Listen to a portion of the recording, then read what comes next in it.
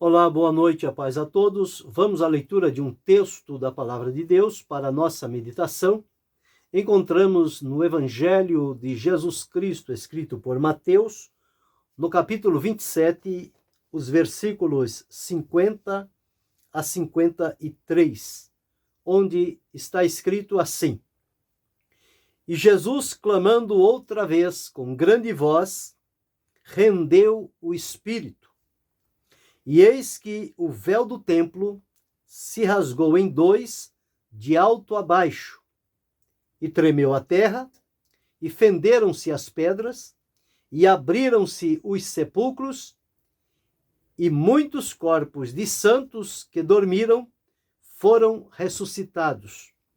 E saindo dos sepulcros, depois da ressurreição dele, entraram na cidade santa e apareceram a muitos. Esse o texto para esta oportunidade, falando sobre o véu do templo rasgou-se de alto a baixo. Nós observamos dentro deste texto, onde ele relata a crucificação do Senhor Jesus Cristo.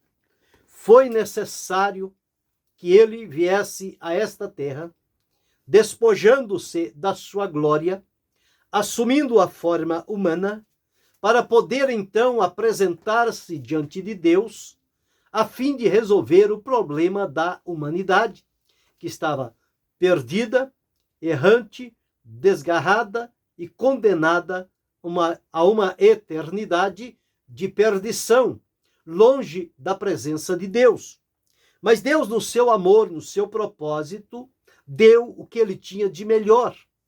Ele deu o seu Filho unigênito como prova do seu amor, para que ele, ao vir a esta terra, assumindo a forma humana, identificasse a humanidade e colocasse-se à disposição como sacrifício agradável e santo, puro, imaculado, diante de Deus pela humanidade.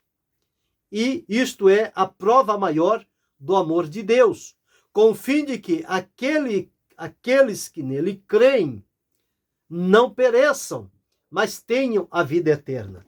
Custou muito a Deus dar o seu Filho único, unigênito.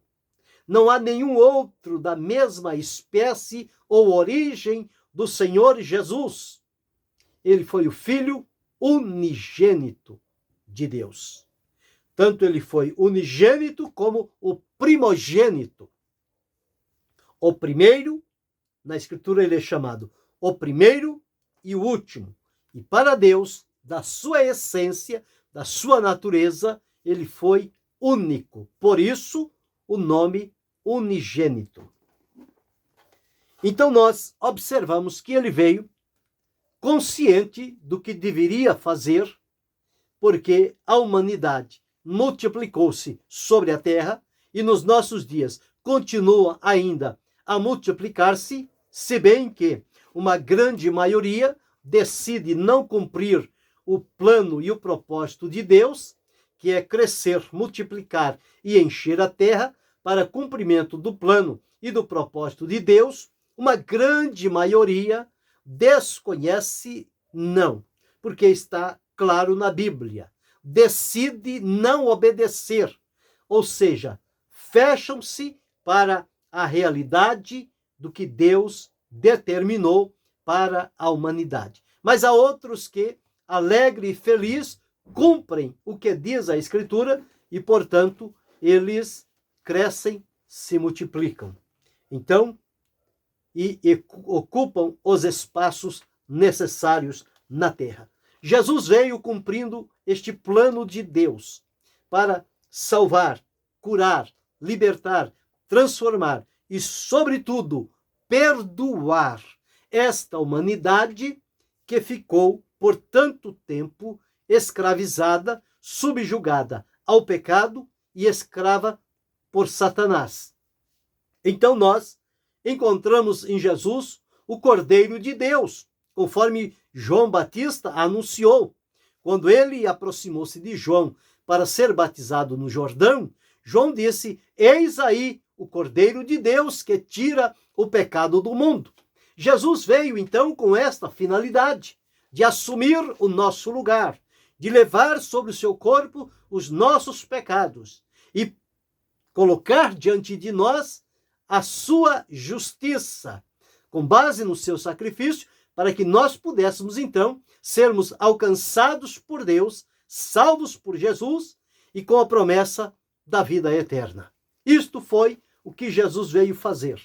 Passou aqui por 3 anos desempenhando o seu ministério, capacitando os discípulos, nomeando apóstolos, dando a eles as orientações para o seguimento da sua obra, porque o momento dele estava aproximando-se, em que ele haveria de entregar-se a Deus como oferta e sacrifício pelo pecado para a salvação e libertação da humanidade. Este dia chegou quando ele estava no Getsêmani, na oração, falando com seus discípulos. Logo vieram os soldados, o levaram, e naquela noite triste, fria, Jesus passou ali por 6 tipos de julgamentos, e em todos eles a combinação dos julgadores era que ele deveria ser condenado, e, portanto, nenhum deles deu o voto contrário,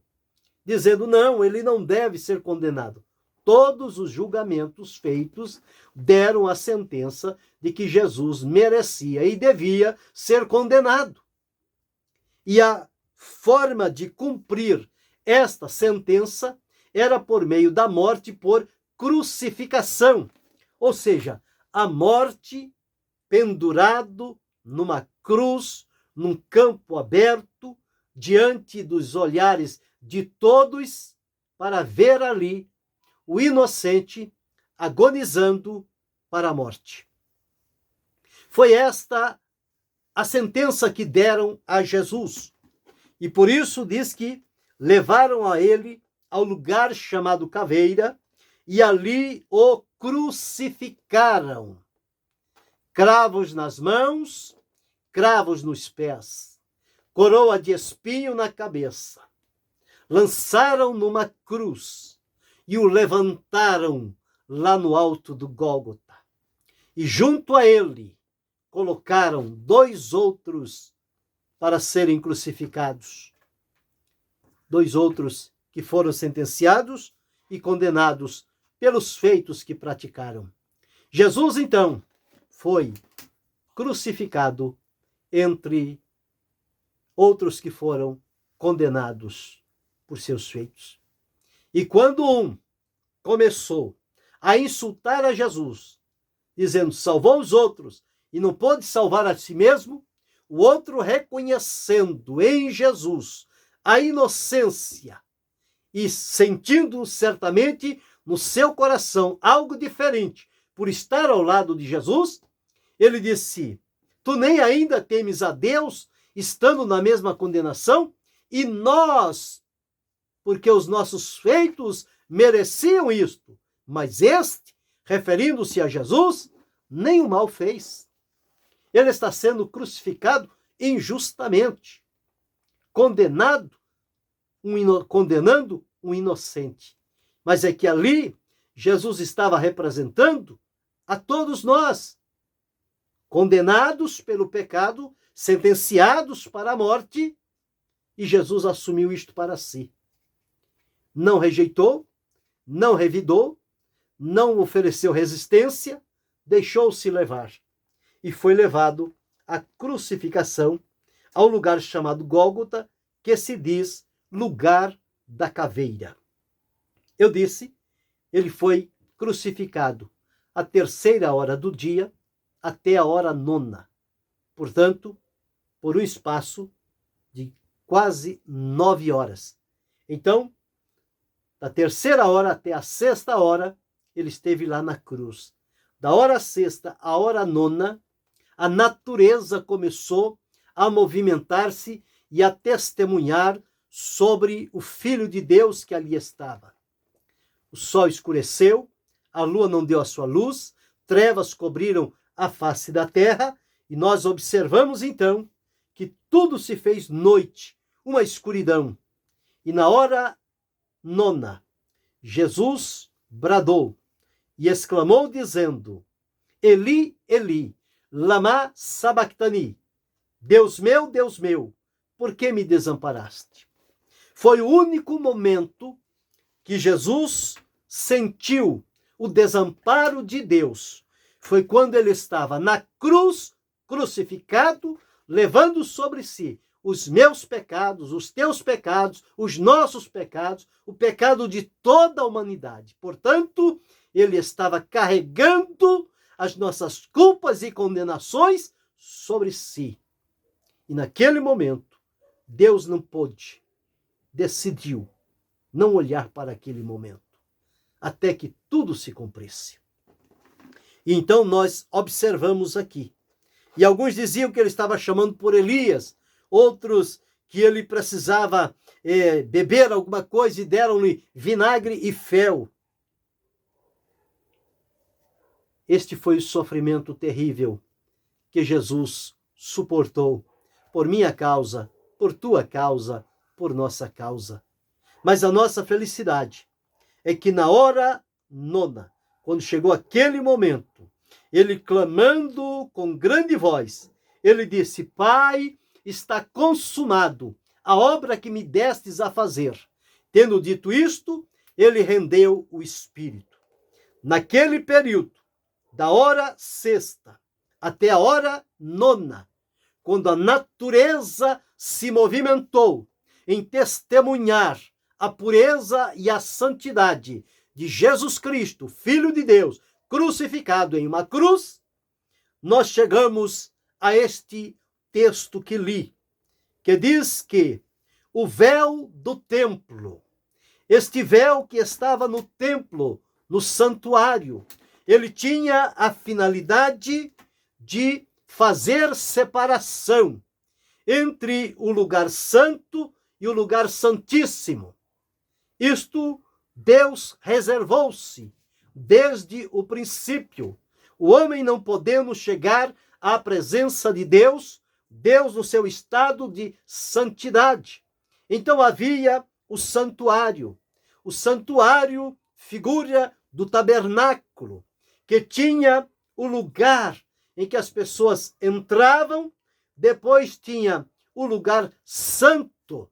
Eles passavam pela porta, pelas purificações, chegavam ao lugar santo. Mas no lugar santíssimo, aonde estava a arca e o propiciatório, representando ali a presença de Deus, estava separado por um véu, que diz-nos aqui, o véu do templo separava aquele lugar onde somente o sumo sacerdote poderia entrar ali uma única vez no ano para fazer então sacrifício por si e depois pelo povo. Era esta a única oportunidade que o sumo sacerdote tinha de ir. Ele ia com as suas vestimentas, ia com a corda, com as romãs, com as campainhas, e enquanto ele estava lá, na presença de Deus, o povo estava fora, esperando o retorno para ver o que Deus lhe tinha orientado. E as campainhas e as romãs na sua roupa era para observar que ele continuava vivo, porque se houvesse alguma iniquidade, ele morreria fulminado e as pessoas não poderiam entrar para tirá-lo de lá. Precisariam puxá-lo pelas cordas. Esta separação durou séculos e mais séculos, até chegar este dia rememorável da Escritura, o dia da crucificação de Jesus, quando ele cumpriu o que Deus lhe tinha estabelecido. E Pedro deixou registrado na sua epístola, levando ele, Jesus, ele mesmo, sobre o seu corpo, os nossos pecados, para que, mortos aos pecados, pudéssemos viver através da justiça de Cristo para Deus. Ele estava lá, E quando ele deu por consumado, nada mais precisaria e precisa fazer. Deus, através de Jesus, realizou de uma única vez por todas e completa o trabalho através do sacrifício de Jesus para remissão e redenção dos pecadores, trazê-los de volta a Deus. E nesta ocasião, quando Jesus cumpriu o plano e o propósito de Deus, então diz-nos que o véu do templo rasgou-se em dois, de alto a baixo. Não foi de baixo para cima, porque se fosse de baixo para cima, alguém poderia dizer, chegou lá alguém, uma pessoa, um puxou de um lado, outro puxou de outro, e o véu rasgou-se. Mas não é assim que a Escritura afirma. Ele não rasgou-se de baixo para cima. Ele rasgou-se de cima para baixo. E nós entendemos que toda iniciativa, para ela ser legal e ter valor real, toda iniciativa parte de Deus. Os homens procuram aproximar-se de Deus por seus caminhos, por seus méritos, e nenhum deles dá resultado. Mas Deus veio em Jesus, demonstrando amor, colocando-se à disposição da humanidade, trazendo-as para si. A iniciativa partiu de Deus. O rasgar deste véu, tirar aquela separação, partiu de Deus, porque deu-se por satisfeito com a morte sacrificial do Senhor Jesus Cristo em favor da humanidade. Então não havia mais razão por esconder ali o lugar santíssimo. Abriu-se em dois, de alto a baixo. E quando nós encontramos a manifestação da glória de Deus, que era separado por um pesado véu, onde, como disse, unicamente o sumo sacerdote podia entrar. Agora, quando Jesus expirou na cruz, aquele véu rasgou-se. O próprio Deus tirou aquela separação que havia entre ele e nós, entre nós e ele, mediante a vida de Jesus. O abismo que existia deixou de existir, porque Jesus tornou-se uma ponte que nos liga a Deus.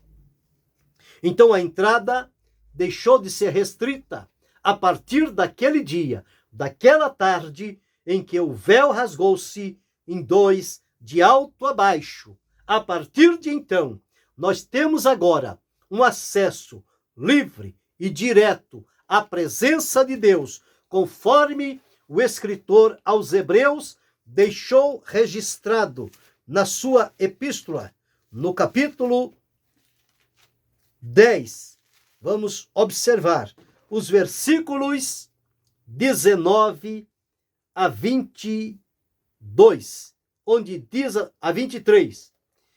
Tendo, pois, irmãos, ousadia para entrar no santuário, pelo sangue de Jesus, pelo novo e vivo caminho que ele nos consagrou, pelo véu, tirou o véu de pano e estabeleceu o véu que é o corpo de Jesus. Pelo corpo de Jesus, pela sua carne, e tendo um grande sacerdote sobre a casa de Deus, cheguemos-nos com verdadeiro coração, inteira certeza de fé, tendo os corações purificados da má consciência e o corpo lavado com água limpa, retenhamos firmes a confissão da nossa esperança, porque fiel é o que prometeu. Aqui tornou-se claro que ao rasgar este véu de cima a baixo, ele rasgou-se em dois. É o que está aqui, onde li no capítulo 27, escrito por Mateus. E eis que o véu do templo se rasgou em dois, de alto a baixo. Nós podemos entender este véu rasgando em dois, de alto a baixo. Ele mostra dois sentidos. Ele nos mostra o sentido horizontal e mostra o sentido vertical. No sentido horizontal, é que Deus abriu para toda a humanidade chegar-se e aproximar-se dele através de Jesus sem nenhuma resistência. Segundo, ele abriu-se de cima a baixo para que o homem aqui na terra tenha acesso à presença de Deus. Quando ele abriu-se no sentido horizontal, foi no sentido físico. E quando ele abriu-se no sentido vertical, foi no sentido espiritual.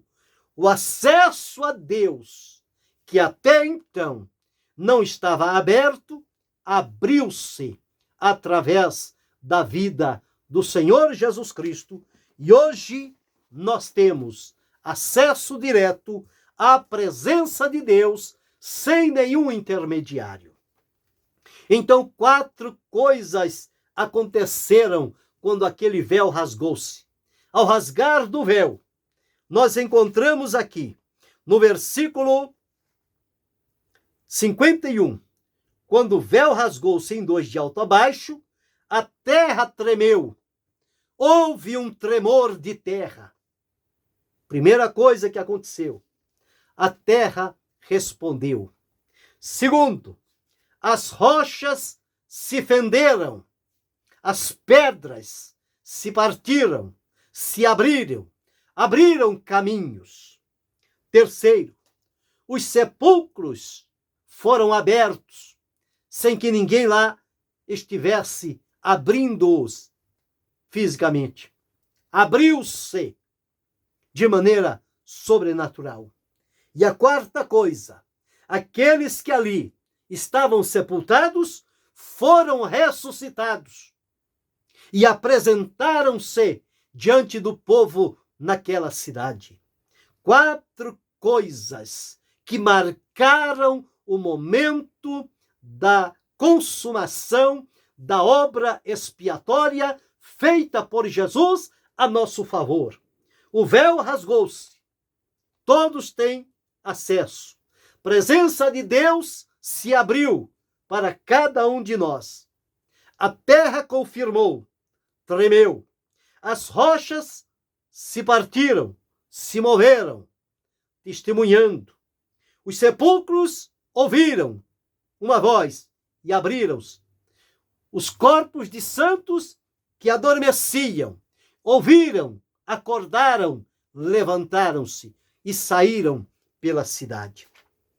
E diz aqui, e saindo dos sepulcros depois da ressurreição dele, entraram na cidade santa e apareceram a muitos.